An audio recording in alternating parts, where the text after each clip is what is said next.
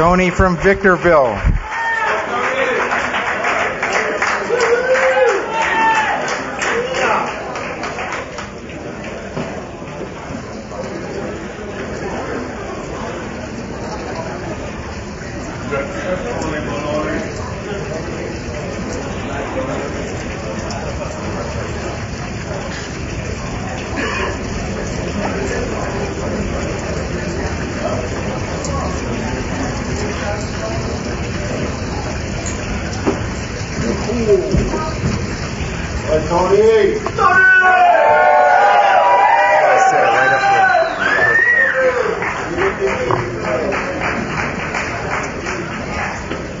My name's Tony and I'm an addict. Good to be in the meeting of Narcotics Anonymous. Can you hear me in the back? You know, they were saying this thing ain't loud enough. I don't know if you guys should crank it up or not. You can't hardly hear in the back. Yeah, be quiet. You heard them.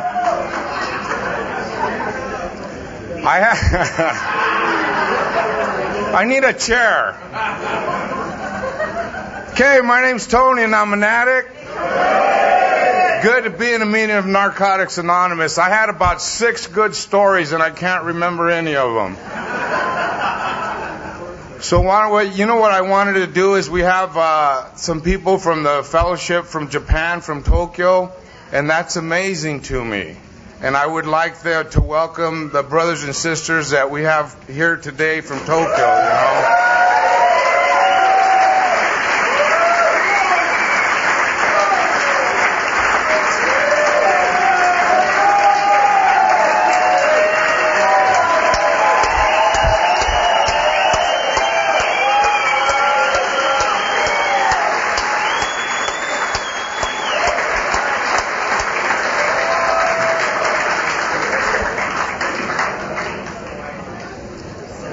We are very fortunate to live in the United States and have meetings on a daily basis, and you, just like me, take advantage of that.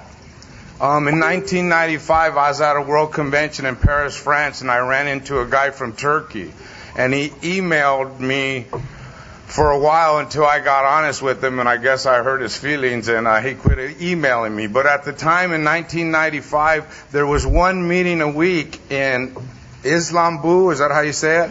Istanbul, Turkey. One meeting a week, and they had one IP that was translated. In California, we have 3 meetings a day. You know? 3 meetings a day, every night of the week, any city you go into, and it looks like you guys are doing pretty good here, so you need to take advantage of that. Before I get started, I talk a lot of shit. You know, I do. A lot of you had the opportunity to meet me earlier.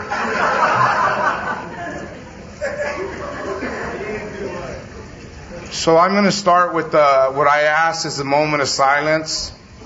And I ask that everybody prays for me real hard because I need it.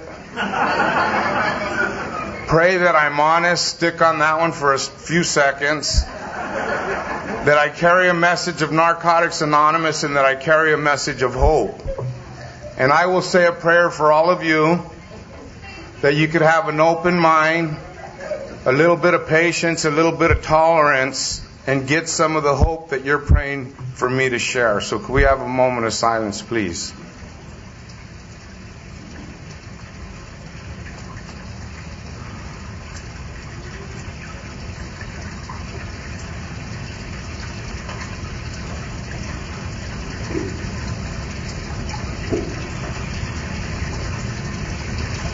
Thank you. I really said the speaker prayer. Please, God, let me be a hit. What's so funny? Works.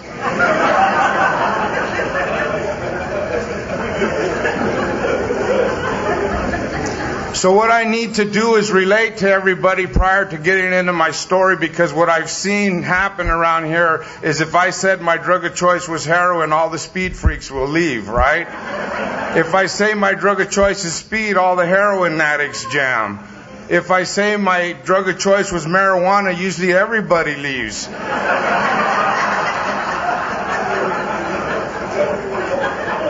If you're here for marijuana, God bless you. You don't have to do the shit that I did. Welcome.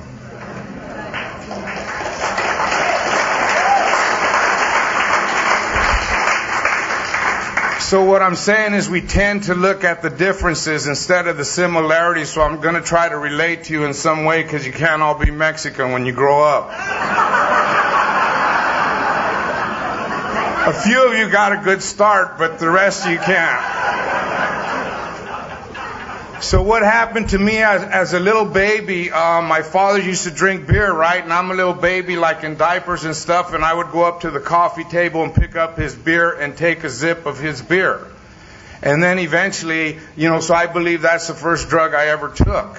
And then at 15 and a half, I got a job at a liquor store. Imagine that. Good place for an addict.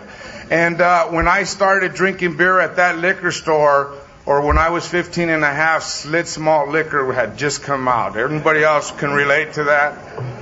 Around the corner from that beer, they had a wine cabinet. So I started drinking wine, and when I was 16, Annie Green Springs and Strawberry Hill had just come out. Thunderbird wasn't till later. And then behind me they had the liquor cabinet, and it was like apricot brandy, Southern Comfort, VO, Kamchatka. I tried them all, Tangeray. And then I'm working one night, and a buddy of mine shows up to the liquor store. And he says, "Hey, man, try this." And I say, "Well, what is it?" And he says, they call it marijuana. And when I started smoking marijuana, I don't know how many are familiar with this, but they had kilos, 2.2, coming in from Mexico, and you paid $165 for 2 pounds, 0.2, and you made 29 lids that big. And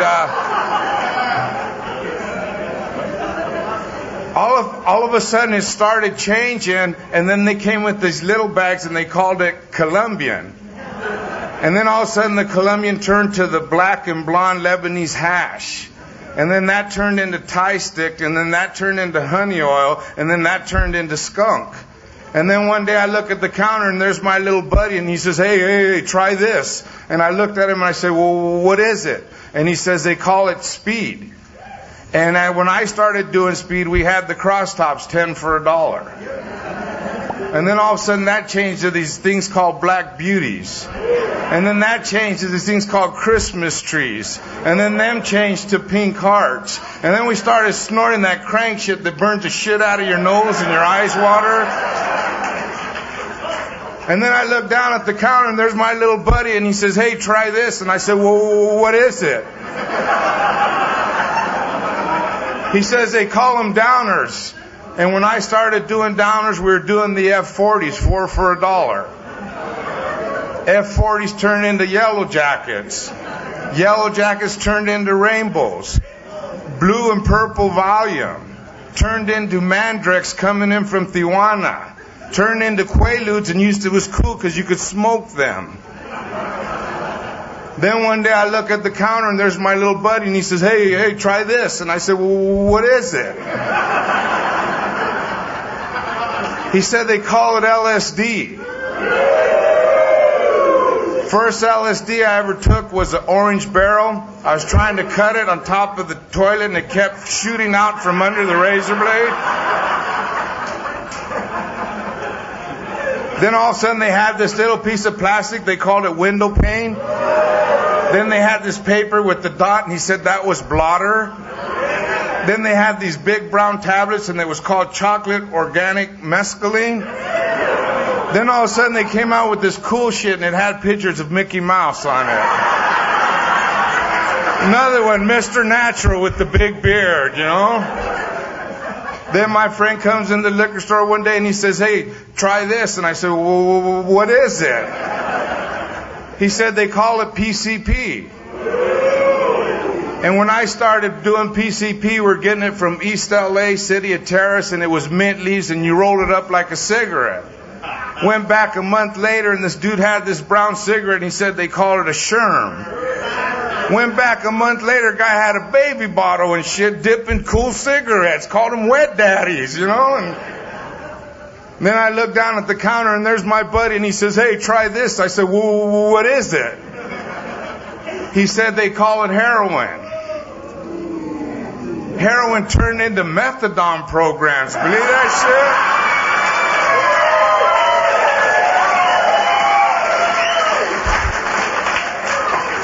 shit? Did I get everybody?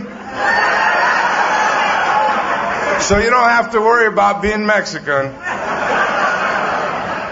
I told Bob I'd help him out a little bit. Sorry, bro, I didn't do glue, but you might be able to be Mexican.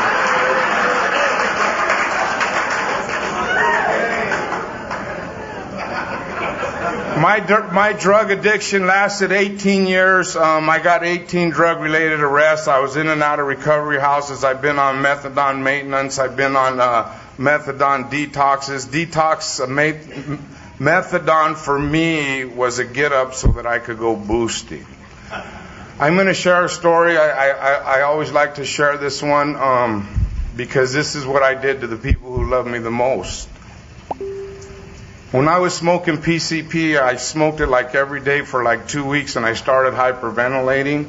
And they let me go home from work because I didn't feel good. And I went down to this girl's house, and I rolled a couple more joints. I just smoked one, hyperventilating, went down her house, rolled a couple more, smoked one, and got on the bus because we were going to go down my partner's house. On the bus, I started hyperventilating. And I'm telling her, I can't breathe. And then the bus pulls into the mall where they have the big bus stop. And I jumped out of the bus and I start looking at people and I'm telling them, I can't breathe. Do you have any oxygen? Like you carry that shit around, you know? And my arms were getting numb and my arms were getting all tingly. And I'm looking at people, I can't breathe. I need oxygen. And then all of a sudden there's like 20 people and I'm screaming, I can't breathe, and my arms are getting numb and I truly believe that I'm going to die. I can't breathe. And all of a sudden this fire engine pulls up and I walk up to him and I had my Kaiser card and I show him my card. I said, I can't breathe. Can you give me a ride to Kaiser?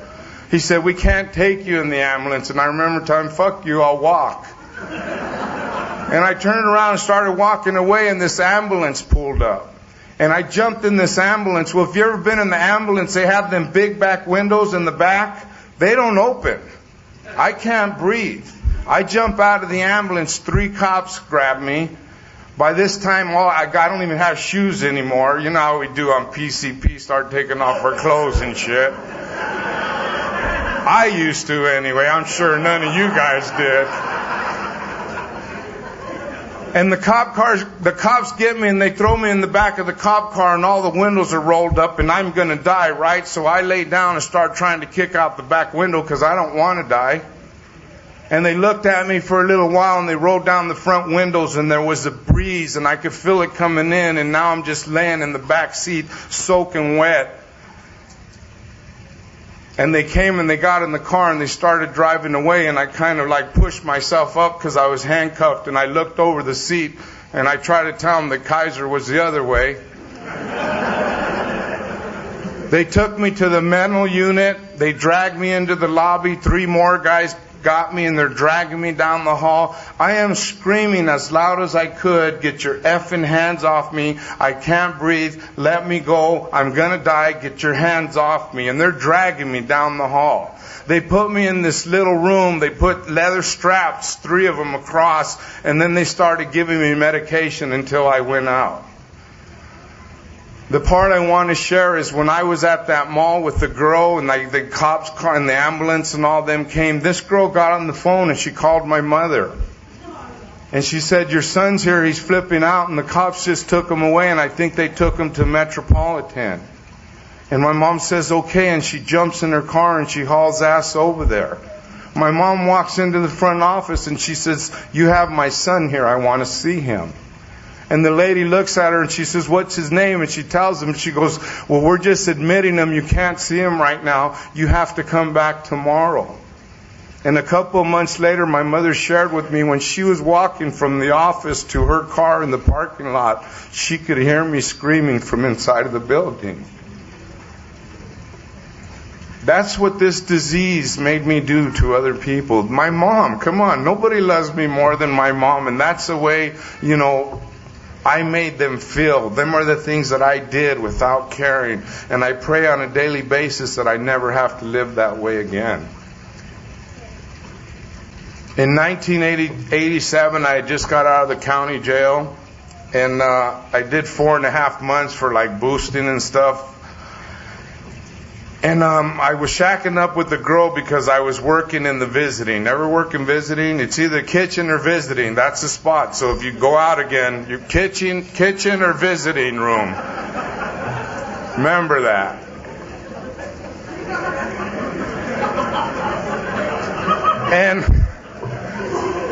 And my mother called. I was shacking up with this girl, and my mother called, and she said, the city of Los Angeles called. They want you to call them. And I called them up, and what happened was 2 years prior to that, I had filled out an application for the city of Los Angeles. And the list stays up for 2 years, and they call me. Well, I had just got out of the county jail. I was already getting strung out, but I wasn't strung out enough to where I couldn't quit for one day and go take a physical. And I took a physical, and it was clean. And then I went back and I took about 5 different interviews at different places, and finally they hired me for a job in South Central LA, off of Slauson and Alameda, if you're familiar with that. It was, there you go, brother. Got you right in there, homie.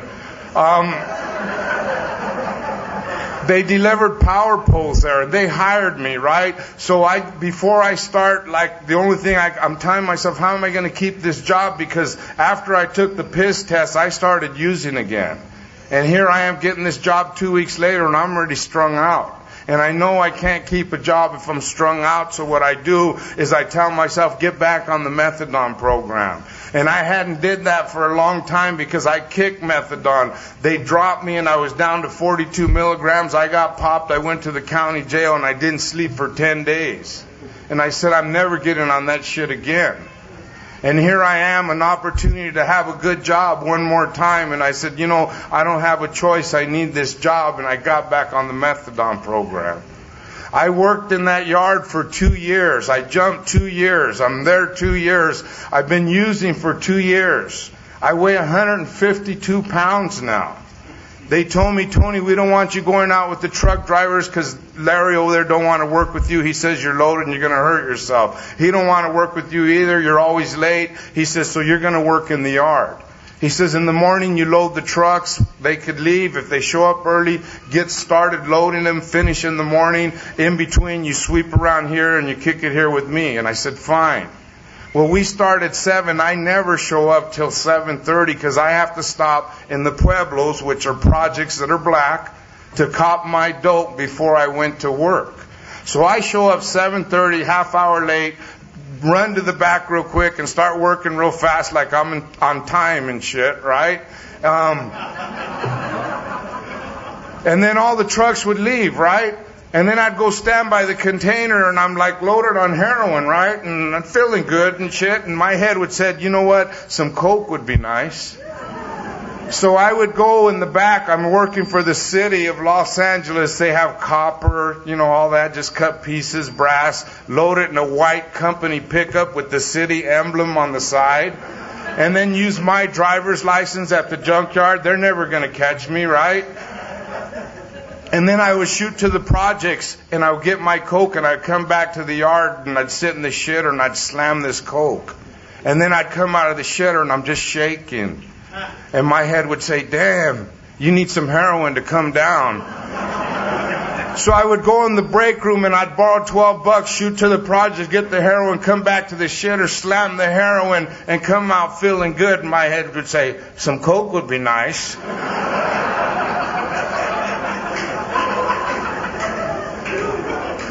I got arrested 2 more times. My supervisor, the one that liked me, that kept me in the yard with him, he opened the door and he looks out at the containers. There I am, 152 pounds, buffed, right? He says, Tony, come here. And I walk over there. He says, come in my office. And I walk in his office. He says, sit down. And I sit down, and he says, Tony. And I said, what, man? He goes, I heard you got arrested. And I said, well, he says, if you go to jail, he says, you're going to lose this job, and it's a good job. And all I wanted to say to him was, fuck, Carlos, lend me $20 and I'll quit.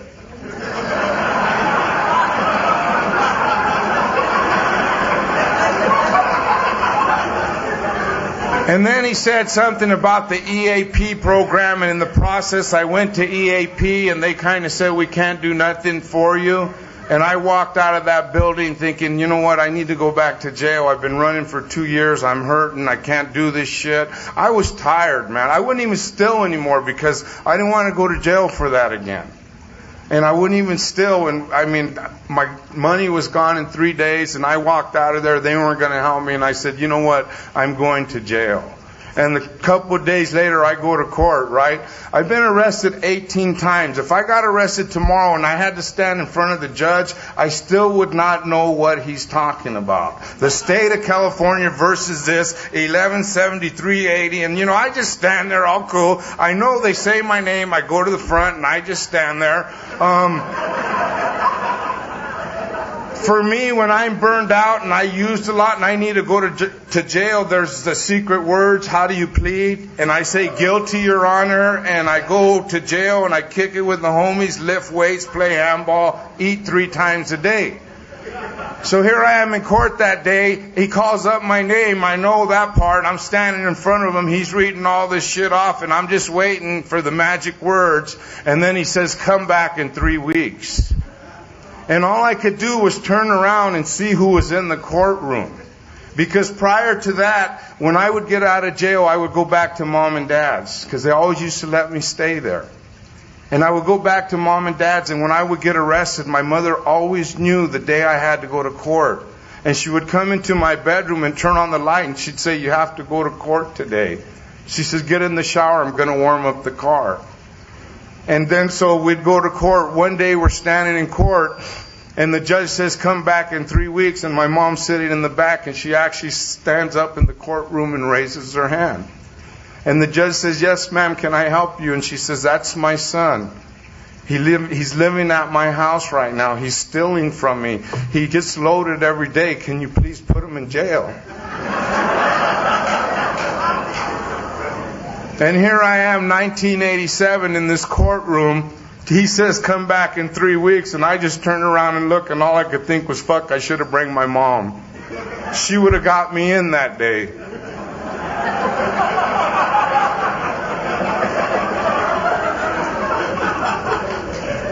I ended up in a detox that I had already been in twice. This was my 3rd time there. And I remember they were giving me methadone to kick.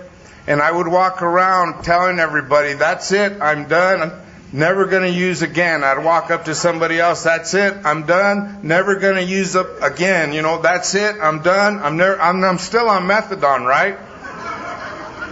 And then one day they bring in this little Mexican guy, there's a lot of them in my story.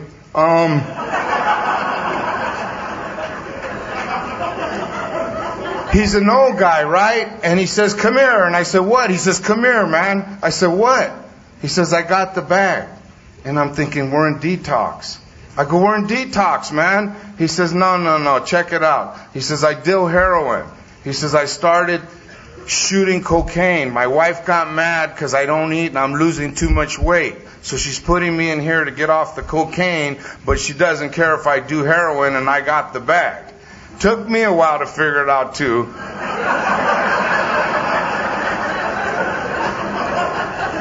And then, you know, I went and laid down, and he went and laid down, and I'm thinking, this dude got the bag. He's older, and the word keister came into mind, you know, and I knew he had some shit. So I made up this story in my head, and I'm going to go jack him, Holmes. I'll watch the door for you, or else I'll let him know you got it. You know, give me some. And I'm walking over to his bed, and all of a sudden I have this overwhelming fear, and I stop. And my head says, you're going around here telling all these people in here you're never going to use drugs again. You're going to go ask this guy for a drug that's been kicking your ass for the last 8 years, that made your mom and dad kick you out, that made you lose your job. And I got scared, and instead of going to the guy, I went to my counselor. And I said, I can't leave. And he says, why? He says, because I'm going to get loaded. I know I am. And he says, maybe we can get you in a long-term program. He says, but for now, he says, at 7:30, there's a meeting in the day room, and it's called Narcotics Anonymous. And I said, okay. And so at 7 o'clock, I show up early. I sit all the way in the back, me and my 152 pounds all sucked up and shit, right? And I'm sitting there waiting for everybody to show up. And I remember looking up at the wall, and it said the 12 steps, and I remember everybody saying, oh, work the steps, work the steps, work the... I said, okay, you know. So I read them all, and I said, well, that wasn't hard, you know. It wasn't. And then I looked on the other side, and they had the 12 traditions, and there was words that I could not read that I sure as hell didn't understand, but you know what? I finished them. And then people started showing up, and these two people showed up, and the second guy that shared was this older Mexican guy. And he was a big dude, and he got up, and he looked around the room, and he said, my name's Art, and I'm an addict. And then he says, I was once the baddest motherfucker that walked the streets of Los Angeles. And my head said, how are you, punk, if I am, you know?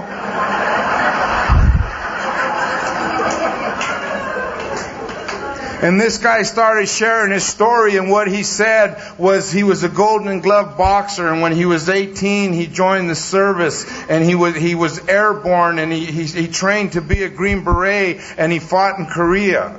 And then he got out of the service, and he was a union organizer for 22 years, lived a life of violence, went to the penitentiary for murder, dealt heroin, whiskey kicked his ass, and he had 5 years clean in the program of Narcotics Anonymous. And I'm sitting there, 152 pounds, and I'm saying, this dude's just like me.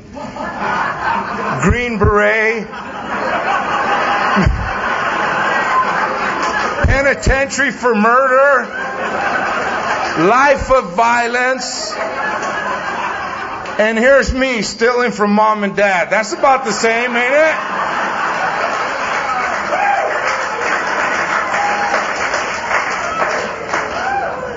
So at the end of this meeting, I go up to this guy and I said, hey, you think you can give me your phone number? And he says, sure. And he gave me this little card that had the NA emblem on the back. He put his number. Next day, couple of days later, they sent this little Mexican guy, see? His name was David. He was from the program. He came to pick me up. He took me to my counselor, and my counselor's writing all this information. And David had said, he says, Tony, you can't do this. You could do this. I said, David, I got 18 arrests. I know how to do this. He says, well, anyway, Thursday night, there's an NA meeting in the parking lot. He says, there's like 100 people, Tony. And he says, you know what? He says, 60 of them are Mexican chicks. I said, cool, you know? So I go see the counselor. He's writing all this information. He says, I want you to go to the NA meeting Thursday. And I'm thinking, I will. 60 Mexican chicks, and I'll be there. Don't worry. He says, get 2 phone numbers and ask somebody to sponsor you. I said, not a problem. The meeting's Thursday night at 8 o'clock. Thursday comes. I'm up at 7 o'clock in the morning ironing my shit like if I'm getting a visit, all right? Whistling. 7:30, I'm in the dorm getting all dressed up, looking in the mirror, looking good, Holmes. You know, I hope she likes you, and you know. And what happened is I come out of a door here, and the meeting's like 40 feet over there, and the parking lot's full of chairs, so I got to come out and then walk over there. And I looked out the window, and they were out there, and I went to the door, and I took 2 steps, and I was petrified. I could not take another step. Back then, I didn't know why. Because of the fellowship of Narcotics Anonymous and working the steps and working the traditions and listening to you people share, what I learned is when I got clean, I didn't know how to be responsible. When I got clean, I didn't know how to communicate. When I got clean, I didn't know how to pay bills. And here I am clean, and I'm supposed to go over there and like talk to you guys. And I could not do that. And all I could do was take another few steps and sit in the chair and watch you people walk back and forth and the people gathering for the meeting. And I looked up at the corner of the building, and there was that big Mexican guy from the H&I panel, and he's like walking towards me. And he starts passing all the people, and he's still coming straight, and I'm thinking he's coming over here. And I sit up straight, and I like fix my shirt, and the guy sits right in front of me, and he looks at me, and he says, how are you doing? I said, I'm doing all right. And then I remembered my counselor. I said, but I need a sponsor. He says, well, how much time you got? I said, I only got 7 days, but I've already worked the steps and the traditions and detox.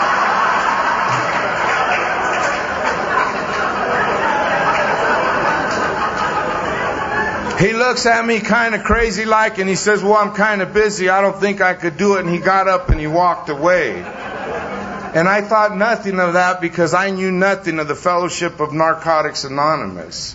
During the week, we went to other meetings, and I heard a gentleman share that you never have to use drugs again if you attend meetings on a regular basis. I didn't believe it back then. So I've been using for 18 years. These stupid meetings ain't going to keep me clean. Then there was another guy who said you could change the way you walk, the way you talk, the way you think, the way you do things by working the 12 steps and the 12 traditions. And I thought maybe that'll work. And then one day there was a guy, and he stood up in a meeting and he said, for all you people that are new, and my ears opened up because I was new. He said, in Narcotics Anonymous, we will love you until you learn how to love yourself. And I thought, that's cool, man. Thursday morning, I get up at 7 again. I'm ironing my shit, right? I'm going to be brave this time. I'm going to go out there. It's almost time for the meeting. I look out the window. There. Check out the mirror. Looking good, Holmes, you know. Go out the door, take 2 steps, and I'm petrified. I sit down in the chair. This time I'm saying, go over there, punk. What are you afraid of? If they had drugs, you'd be over there, you know. And then all of a sudden I looked up, and here comes that big Mexican guy around the corner. I'm thinking he's coming over here, and he passes the people, and he comes and he sits right in front of me. He says, how you doing? I said, I'm doing all right, but I need a sponsor, man. He says, well, how much time you got? And I'm thinking, well, at 7, 1 week. I said, well, I got 14 days now, but I did the steps and the traditions and detox, And he looked at me kind of crazy, and he shook his head, and he says, you know what? I'm kind of busy right now. I don't think I could do it. And he got up and he walked away. This time I thought, punk-ass motherfucker. And then I remember that guy at the meeting, love you till you could screw him too, Matter of fact, screw all of you. You're full of shit. You talk out of the side of your neck. You're always laughing, having stupid, So during the week, I don't want to go to meetings. Thursday morning, I ain't ironing shit because I ain't going over there, And then the meeting started, and I go sit in my chair, and I'm looking. I go, man, they're weird, I'll take care of my own shit when I get out of here. And then I look up, and there's that big fat Mexican guy. I'm thinking, punk better not come over here, And here he comes, and he's walking closer and closer, and I'm thinking, no way, And by the time he sits down, I'm all worked up, and I said, I need a sponsor. Then he goes, whoa. He said, he says, how much time you got? I said, why don't you add it up? I've been asking you for 3 weeks already.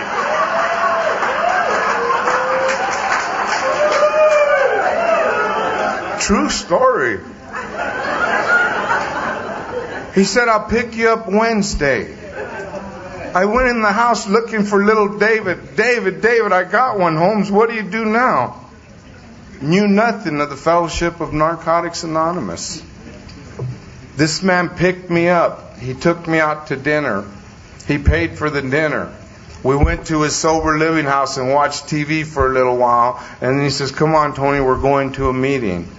We get to a meeting, we pull in the parking lot. I get out of the car, he gets out of the car, he looks over the top of the car and he looks at me. He says, Tony, do you smoke? I'm new. I don't know if smoking's using, right? And I'm like, I say, yeah, I smoke. He says, well, at break, they're going to have a break. He says, you go out and smoke your cigarette break. Someone's going to come in, and they're going to say the meeting's starting. You get back in there. When we get in there, we're going to sit in the back. You need to sit by me. I don't want you walking around. You go out, have your cigarette break, come back, sit by me. Don't be talking when other people are talking. He says, let's go in.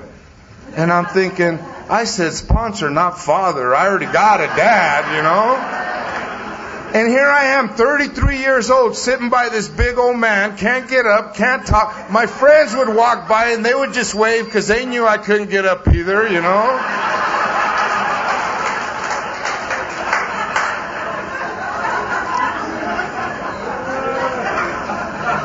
And what started happening is we would go to a meeting and they would give out them chip things. I didn't know what they were, right? They give out a guy 60 days, point in the back. He says, I want to thank Art back there. I stay in the sober living. He's a good dude. Thanks, Art. And I'd look at it, Art, and I'd say, what did this fat guy do? We go to a meeting, guy taking 6 months. He says, I wouldn't have got this 6 months. I was going through some heavy duty stuff, and I talked to Art back there, and he gave me some good directions. Thanks, Art, this chip is yours. And I would look over and I think, what did this fat guy do? One day we go to a meeting, the guy took a 3-year cake.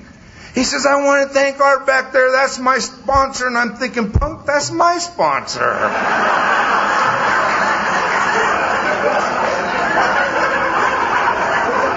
I didn't know you could sponsor 2 people.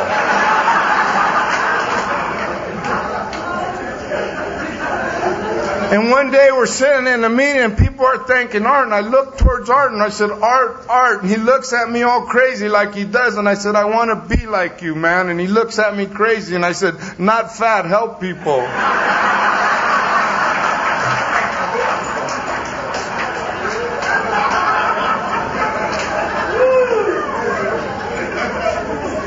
And he told me to work the steps of Narcotics Anonymous. I remember him telling me one time, I called him up, I said, Art, I'm lonely, I'm depressed, I'm all messed up, and I don't know what to do. He says, well, Tony, it sounds like you fell on your face. I said, yeah? He goes, well, at least you're going forward. Get up, dust yourself off, and just keep going. I never understood none of that shit. He says, Tony, you got to have priorities. I know it. Then I'd go look for David. David, what's a priority? What's that word mean, And he'd tell me, and I'd go back to Art, and I'd say, okay, what's a priority? He says, in Narcotics Anonymous, if you want to stay clean, Narcotics Anonymous has to come first. And I said, well, what's that mean? He says, Tony, if you get a girlfriend, and you quit going to meetings, and you quit working your program, you're going to end up getting loaded, and you're probably going to lose a girlfriend anyway. And I said, that makes sense. He says, if you get a job, and you quit going to your meetings, and you quit working your program because of this job, you're probably going to get loaded and lose this job. And I said, that makes sense. He says, if you put Narcotics Anonymous first in your life, he says, you could have all things. At 11 months clean, I made the decision to move to Victorville because at 4.5 months clean, they let me go back to work in South Central LA, and I went back to a place where I used for 2 years. And in the morning, at the recovery house, I had 4.5 months. So I was like way up there because there was people with like 3 days. So my nickname was like Spiritual Tony. And people in the recovery house were always in search of me, And they let me go back to work, so I'm going to work. But Spiritual Tony, on the way to work, there would be this one street where there was all these hookers, right? So I would stop and pick up a hooker. And then on the way home, I'd pick up a different one. And then I would show back up at the recovery house and become Spiritual Tony again. And at 11 months clean, I had an opportunity to transfer, and I wanted to quit living that way. And I took the transfer, and I moved to Victorville, and guess what? They had prostitutes up there too. See, my addiction and the prostitution issue was just like my drugs, from the marijuana to the heroin. It started as a teenager, 16 years old, getting drunk and cruising down to Hollywood and picking up a whore. The worst thing in my inventory is when I was in my early 20s. This is probably the 5 minutes of the tape that the committee listened to. Somebody on that committee has a problem, bro. I was 20 years old. My addiction had progressed to Hollywood, to Long Beach, Pacific Coast Highway, to Anaheim Street, to Garvey Street in El Monte, to what's that street in Bakersfield, Holmes? Union Street in Bakersfield, Blackstone in Fresno. Going anywhere I went, I could find the prostitutes, right? 20 years old, drunk, go to Hollywood, pick up this prostitute, get her in the room, she takes off her clothes, her balls come out.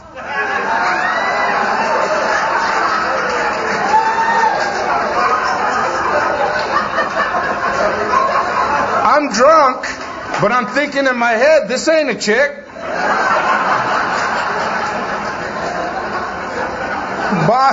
The bottom line is we had sex anyway, okay?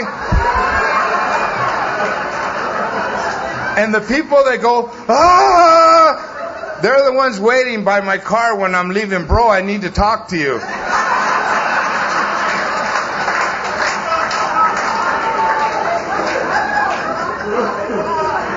I share this because it's not an issue for me anymore. I share this because there's new people in here with some shit that they think they can't tell somebody. When you get to that point, you remember the Mexican guy and the chick with balls, and you'll be all right, man. You'll be all right.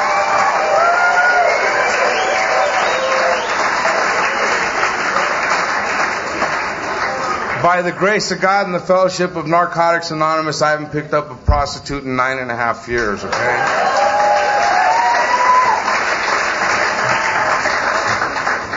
So I moved to Victorville. I have enough in me to start a fellowship if there ain't one, right? Get over there and they have meetings. I call the hotline. I go to a meeting. I go to work that day and then I get out early and I go to this address and the meeting's not there. So the next day I get out of work. I say I'm going to call earlier, and I call the hotline and I go to this meeting, and there's a meeting and it's a big meeting. I got clean in the San Fernando Valley, which is right out of Los Angeles. I go out to Victorville, way out, desert, 100 miles away. And I walk into this meeting and I look around. And I don't say anything to anybody. And I go in the corner and I sit in that corner. I listen to you guys share. The meeting ends. I take off. I go to this little motel where I'm staying at and I call my sponsor. I said, hey Art. He said, what's the matter, Tony? I go, I went to a meeting. He says, that's good. I said, no, it isn't, Art. He says, what's the matter? I said, there ain't nothing but white motherfuckers out there. And Art got real quiet. And he got real serious. And he says, you know what, Tony? He says, if you continue to go to the meetings and you continue to stay clean, he says, the next Mexican guy that walks in there won't have to say that because you'll be there to greet him.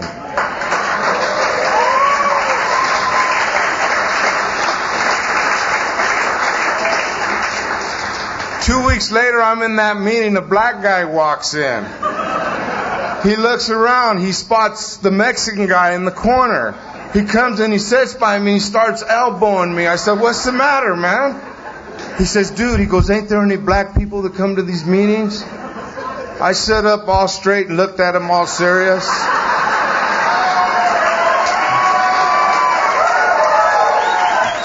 I said, well, bro, if you continue to come to these meetings...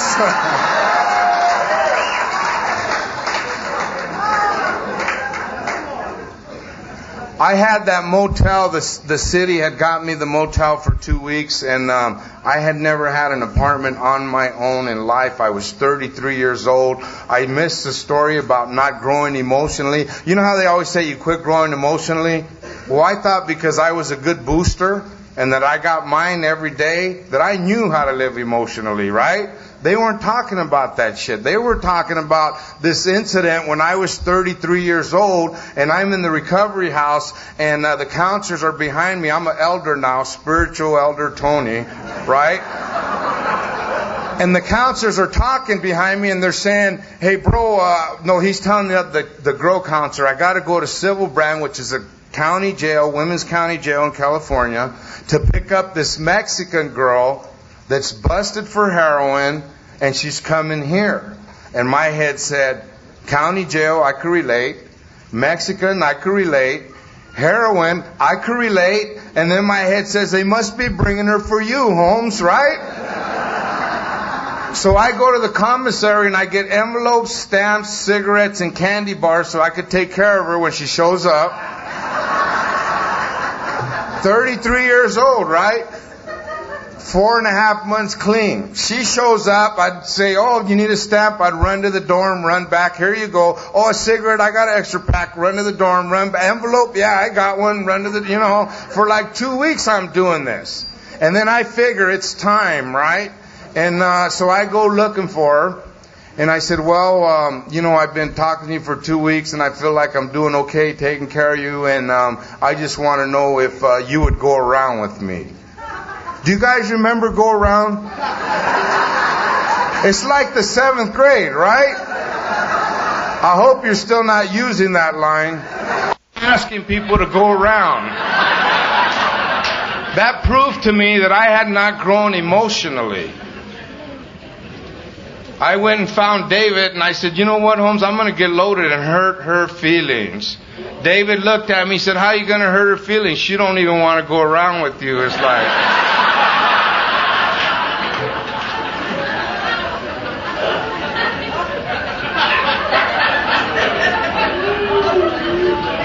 So here I am, I moved to Victorville, I'm staying in the motel they rented for me, and like I gotta find an apartment. I don't know how to do this stuff. I found a place that I could pay them $40 and they gave me a list and I could find an apartment. And I started going down this list, and I went to the first one, and it's dirty and it's ugly, it's a desert, there's no grass, and I said, I'm not gonna live here. And I went to the next one, and it was the same way, and I said, I'm not going to live there. I'm clean now. And then I called this guy up, and I said, dude, these apartments are all thrashed. What do you even give me this list for? And he says, no, Tony. He says, there's this nice one over here. Meet me there, and I'll show it to you. And I said, fine. And I pull into this parking lot, and the guy's waiting for me, and he waves me in to park under this, in a carport, and it had like them toolbox right in front of the car. I'm thinking, damn, a toolbox. Check it out, all happy. I never had an apartment on my own. Then he takes me around through the middle. He says, we pay water, gas, cable. And I said, all right. And then we go in the middle, and there's like swimming pool in the middle, and my heart's saying romance. You could bring a lot of chicks home, We go in the living room, the nice sized living room. We go in the kitchen, and there's this little tiny stove and this little tiny, I'm thinking, how cute. And then we go in the bedroom, and it is big. My head says 3 chicks at a time, dude, Still hasn't happened.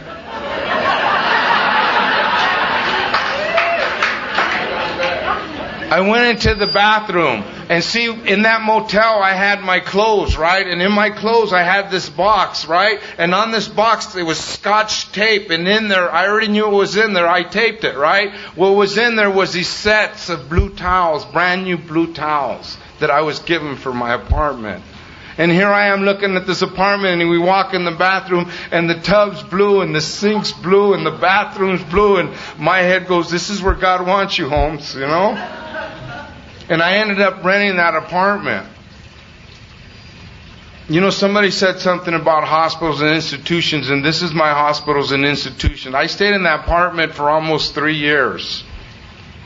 And what happened to me is I didn't know how to be responsible. I didn't know how to handle all these responsibilities, but I got involved in H&I real early.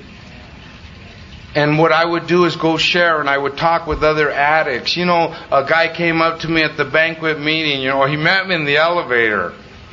He's going to get pissed. He met me in the elevator, and I said, you guys going to the banquet? And he says, yeah, we're going to the banquet. And I go, well, I'm going over there too, He said, what's the matter? I said, well, I'm a little bit nervous. And so he hung with me to help me out because he thought I was new and he wanted to hang with me. I was fucking with him because I was a speaker, But you know what? He's going to get blessed for that. Because he gets blessed for what he does, not the results. I get blessed for talking to an addict, not keeping him clean. So here I am in this apartment, right? And like I have all these responsibilities, and I call this a rock story. Let's see if I could do it right. I believe if God gives me something and I take care of it, I get to keep it, right? If God gives me something and I abuse it, it gets taken away like all my shit did, right? And so I moved to Victorville, so my first little rock is this apartment that I get, right? So I got to come home and I got to polish my rock and take care of it. So you know what? I'm going to get this table. I'm going to put a towel on this table and I'm going to polish my rock for a half hour and put it on the table. And you know what? I'm going to put a little lamp on there to keep it warm when I'm gone. And then all of a sudden I have this job. So I come home, I got my first rock, my apartment, I take care of that. I have my second rock and I got to polish that for a half hour, and then I put it on my table. Now I have my program, which is going to meetings, working my steps, and doing H&I, so that's like 2 rocks. I get home and I got to polish my apartment, I got to polish my job, I got to polish my program, polish my H&I. All of a sudden I start going to college. I get home, I got to polish my fucking apartment, right? I got to polish my damn job. 2 H&Is, I need to get rid of one of them, and then I got to do my college. And I am overwhelmed because I don't know how to do this stuff. And I call Art and I'm saying, there's 2 rocks program. I want to get rid of my H&I commitment. And Art got real quiet and he got real serious. And he says, well, Tony, he says, being a service is an insurance policy for you to stay clean. You know what? 4 years clean, I'm working a step with my sponsee, and I read that in the book, and I thought, shit, my sponsor read the book.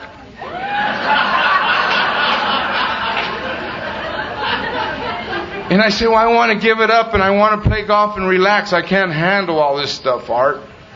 He says, Tony, you need to pray before you let that go. You need to pray, and you got to find some direction from your higher power. And I started praying. And I started praying more, and I didn't feel nothing. I didn't get no answers, and I started praying more. And then one day I got my answer. And my answer was, God didn't actually call me, but this is what I thought he said, And he said, Tony, he says, because of the life you led, using drugs for 18 years, because of the arrests you have, 18 arrests, he says, because of the changes you have made in your life, because of Narcotics Anonymous and trying to do my will, he says, I need you to go to these hospitals and institutions and tell these guys about the way you live today.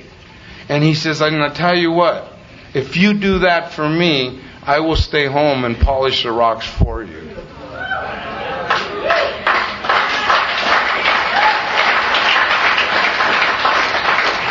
In the 12th step, it says, being a service is attending meetings on a regular basis, making yourself available to the newcomer. And the more I wait in this work, the greater my spiritual awakening will be. So you know what? I want that shit. And I enjoy God taking care of my life and not me. What happened is I stayed in that little apartment. I had 2.5 years clean. And I called Art and I told him I wanted to go to Australia. He asked me if I was still going to meetings. I said, yeah, there's a world convention over there, Art. It's the NA World Convention in Australia. He says, really? I said, yes. He says, how much is it going to cost you? I said, I'm thinking it's about $2,500. He goes, well, how much you got, Tony? I said, I saved $3,000, Art. He says, really? I go, yeah. He says, what are your priorities? And I said, well, I don't know. I haven't thought about that. And then he says, you know what, Tony? He says, don't go to Australia. He says, save your money and something good will happen. 6 months later, I'm walking into this gym and this thing says, we sell repos. And you know what? I walked in there. And the guy said, bring me a check stub. And I took him a check stub. See, I got loaded before I had credit. So my credit wasn't all wiped out. You know what I mean? I couldn't even get a card, So I went in there and my credit was good, and the guy says, you could buy a house up to this amount. I said, cool. He said, if you come tomorrow, I'll take you to see one. And I said, not a problem. And I show up and this guy takes me to this little 2-bedroom beat up, tore up garage house. And I looked at him and I said, dude, I'm an addict. I want a new one. So he takes me to the new ones, right? And the new ones are like right next to each other, and you look out the window and all you see is the other guy's house, right? And I live in the desert and there's hills, and in the back of my head I wanted a view. And every time I would go, this guy say, well, come and check this one out. It's a little old. And I'd say, no, I want a new one. And I'd go again. He'd say, well, come and check this one out. I said, no, I want a new one. And finally, after seeing everything, I said, okay, let's go. And we go over and we turn off this paved road and we're on a dirt road and we're going up to the top of this road, and the guy got to the top and he made a U-turn and he pulled into the driveway. I pull behind him. I'm getting out of my car, walking to his Suburban. He opens his door and he reached up on the visor and he pushed this thing and the garage door started opening. All I thought was, I'll take it! Let me see that thing, you know?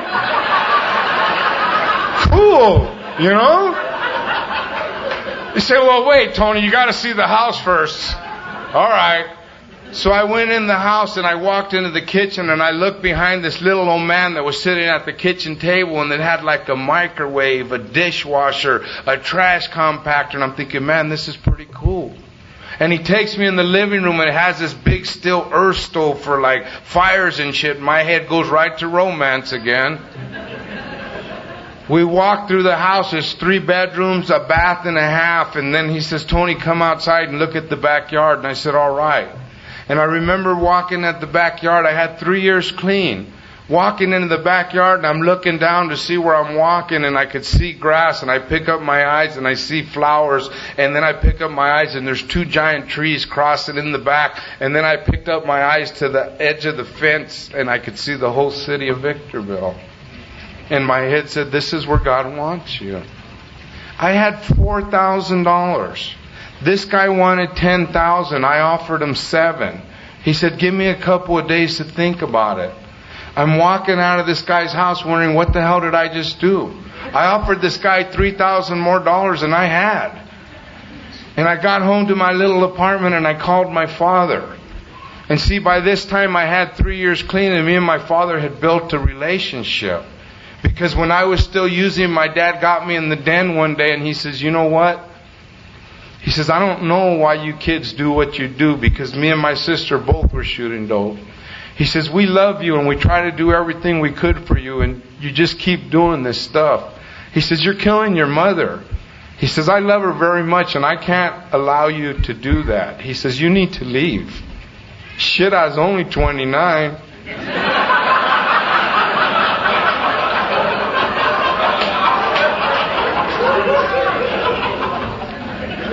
Oh, you moved out early, huh?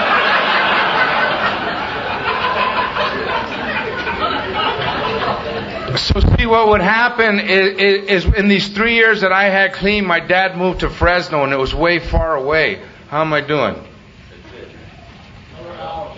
10 minutes, Tony. All right, thank you. In the 3 years that I had clean, I started building this relationship with my father. And he moved to Fresno, which was about 145 miles away. And I would get out of work on a Friday and I'd shoot down my dad's. I'd get out at 4. I'd get to Fresno like 4 hours. I'd get there about 8 o'clock, but I had this one aunt, my dad's sister, crack up, man. And her house was first, right? So I would stop at her house and bullshit with her and laugh and have fun. And then I would shoot down my dad's. It would be 11, 12 o'clock at night. And my dad would sit up in the living room and wait for me to come home. And then when I would pull up in his driveway, the front porch light would come on and I'm walking up to the door. My father would open the door and he would look at me. And he would open the door and he'd look and he'd say, I'm proud of you. And then he'd open the door and he'd reach out and hug me. And all I could think was, fuck, he's not even in the program. Because we never hugged. My dad finally listened to one of my tapes about 3.5 years ago. And everybody who's called the house in the last 3 months, my dad tell them I'm going to go speak in Hawaii. It's the kind of relationship we have today. I called my dad and I said, Dad, how you doing? He says, all right, mijo, what's up? I said, I seen the house. He says, yeah. I go, Dad, it's nice. It has this thing you push at the garage door. You should see it, Dad, you know? And he says, well, what's the matter, mijo? I said, bring Mom, come and see it. He said, what's the matter?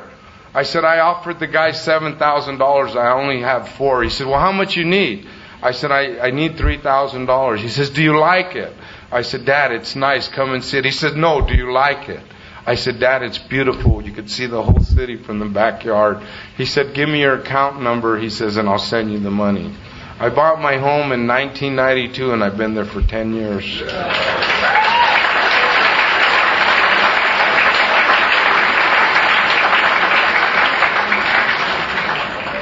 When I had 1 year clean, somebody in Victorville said, Tony, you need to get hobbies.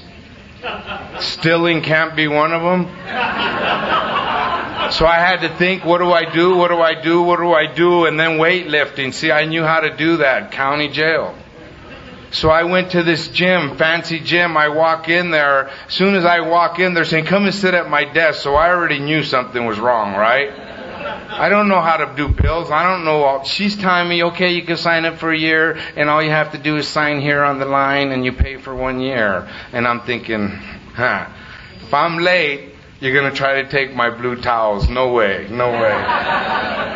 And I walk out of there, and I go to a meeting, and I share that this lady wanted me to sign a contract, and I didn't know what it meant when I read the bottom, and I didn't know what to do.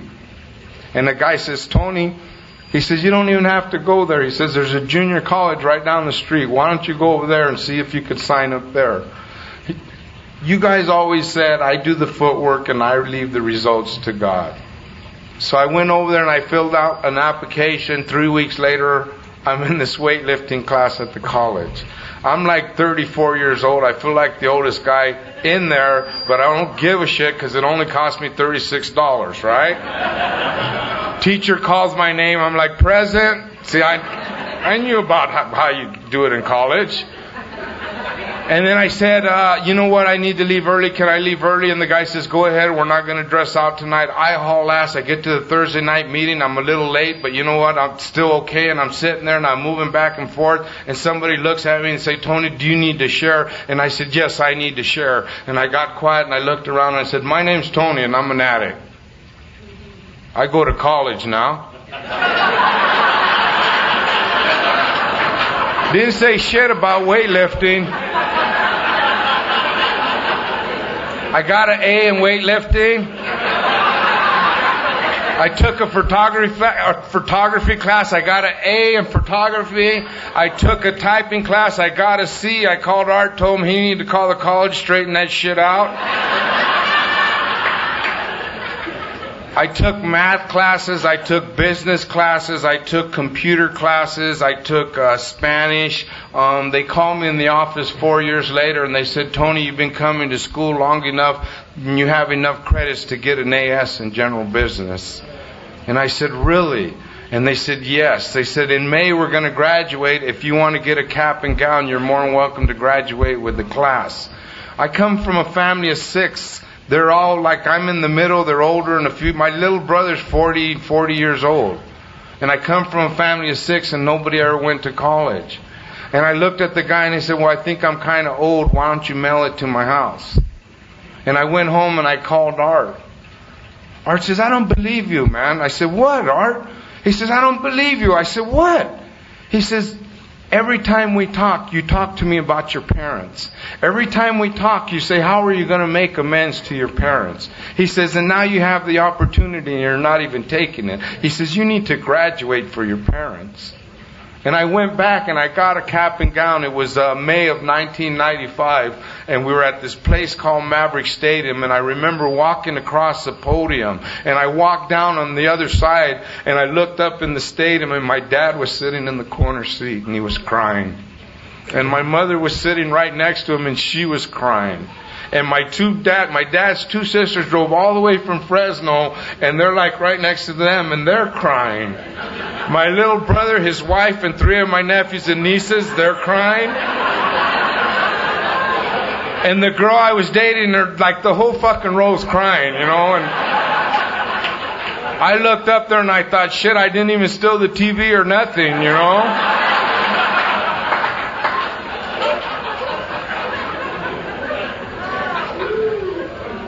And I got out of there and I walked to the parking lot and I walked up to my father and his eyes were still red. And he looked at me and he said, I was proud of you. And I looked in his eyes and I knew he was. I had 6 years clean. Not 6 months. They still don't trust me yet. You know?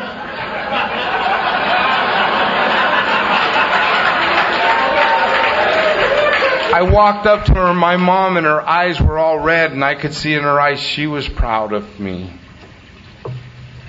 This program has given me, you guys, I'm in here in Hawaii. Did I say thank you? I need to thank the Hawaiian region for asking me to come out and share. I love you, man. Thank you.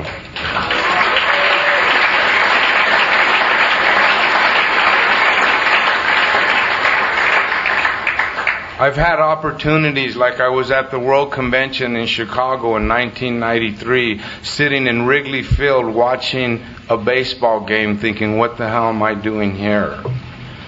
Paris, France, 1995, Narcotics Anonymous World Convention, top of the Eiffel Tower with my 13-year-old niece. My sister let me take her, my girlfriend and her daughter looking up, checking out like this.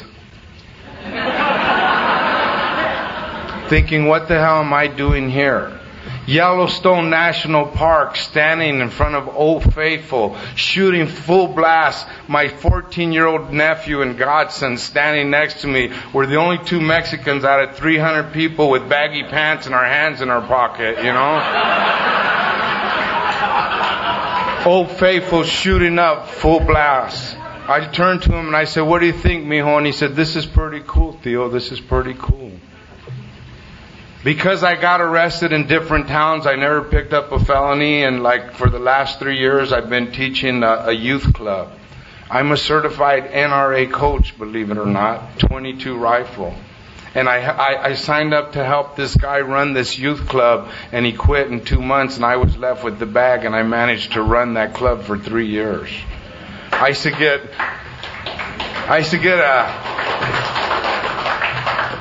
the boys, we used to take them to tournaments, and I wouldn't let one of them sleep down my house. It had to be 3 of them. And there used to be this little kid with orange hair.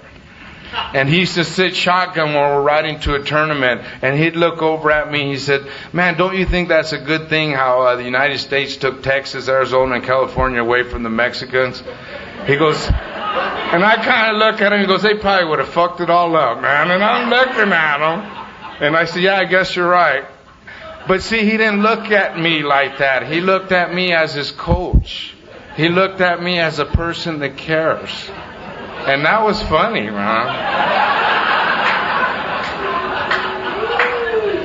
Last March, was it March? March the 9th, we had a safety meeting at work, and I received a pin for 15 years with the City of Los Angeles Department of Water and Power.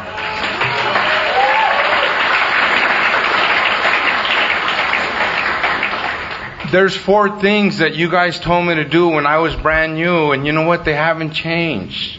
My clean date is April 18th, 1989, and the 18th of this month I had 13 and a half years clean.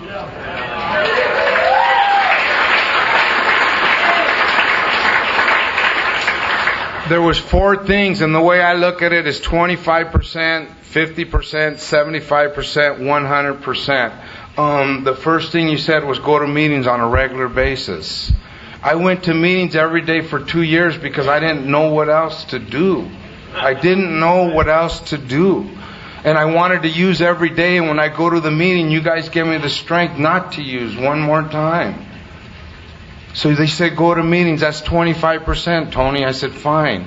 So you need to get a sponsor. I got Art right away. That's a big, long story, and I don't have the time to get into it, but I buried my sponsor almost 5 years ago today. And I went into a depression for almost 2 years. Today I have a new sponsor, Gil L. from Colorado. And he loves me to death. One time we were talking about obsessions, because it's that new book in the second step, Write About an Obsession. And I said, well, how about all my journaling and keeping track of my money? He says, no, Tony, that's healthy. I said, well, how about masturbation? He goes, that's a good one. And that's all he said. So I go to meetings and I have a sponsor. See, he's going to be by my car too. Dude, I need to talk to you. I go to meetings, I have a sponsor, and they said work the steps. I work the steps with Art, and this is something, that I tell everybody I work steps with. The growth comes when you work your steps with the sponsee. The growth comes when you work the steps again with the sponsee. I always say that in my area. Someone with 5 years clean, oh, I sponsored this guy and I worked the steps and I learned so much. And I'm thinking, I've been saying that for years, you know. The growth comes when you work the steps with the sponsee. I have 10 sponsees that I've taken all the way through all the steps.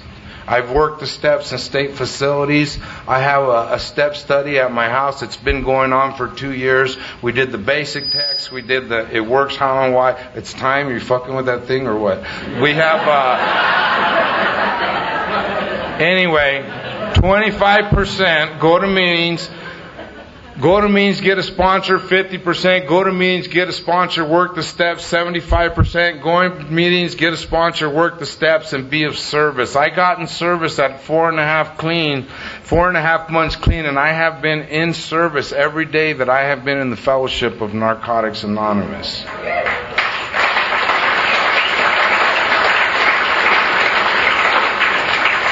Today, I work 100% of a program for me. When you leave here tonight, ask yourself, what percentage of a program do you work? Thanks for having me.